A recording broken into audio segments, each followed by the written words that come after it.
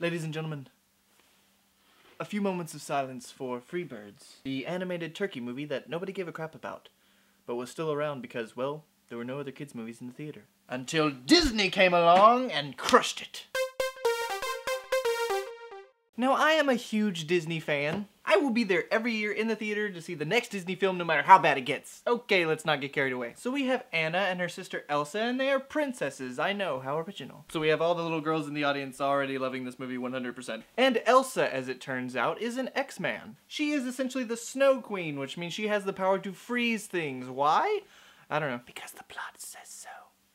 Her parents, the king and queen, love her, but they are concerned that her powers could be very dangerous. So they lock her away from her sister, and she never gets to interact with anyone growing up. Sounds healthy to me. You know my motto, if there's something different or unique about you, suppress it. Elsa is made queen, but she kind of messes up and, well, freezes the entire kingdom. So Anna goes after her to make things right, and she meets some interesting characters along the way. Frozen is another return to the tradition of having a fairy tale narrative, and this is a musical as well. This kind of flows in the same vein as Tangled that came out 3 years ago. It has the same kind of sense of humor, and the music is pretty similar. But I gotta be honest, the first act of this movie really wasn't doing it for me. They're going with a more Broadway pop kind of musical style, and for a lot of the songs it sounds like they're trying a bit too hard. I mean, the songs aren't bad, they're just a bit too cute, and they don't resonate as much as they want to. Not all the songs are quite like that, but nothing is really memorable. Luckily, once the movie got into its second act, that's when it really started to win me over. Even though there is one predictable plot point that I picked up on right away. You see a glimpse of something and you're like, I think that's gonna happen.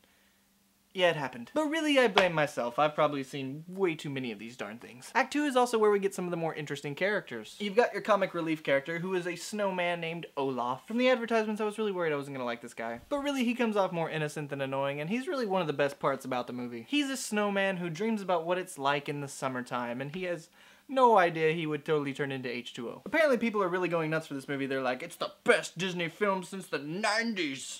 Slow down just a little bit there. I really don't think it's quite that good. I mean, if we're comparing here, which we never do, I actually thought Tangled was a little bit better effort. There's just one too many fuzzy plot points, and a couple of songs are just too cute. But of course that stuff lands more on my personal preference. There will surely be Disney Broadway fangirls who are throwing darts at my face for not loving every song in this movie, but it's still a good time. I think Disney fans are going to like this. I think kids are gonna love this. But one of Disney's absolute best? I don't think so. But I'm still giving it a B because it's a good time and it's a valiant effort on Disney's part. I mean, there's nothing wrong with trying to do what you do best. Unless, of course, what you're good at is freezing things.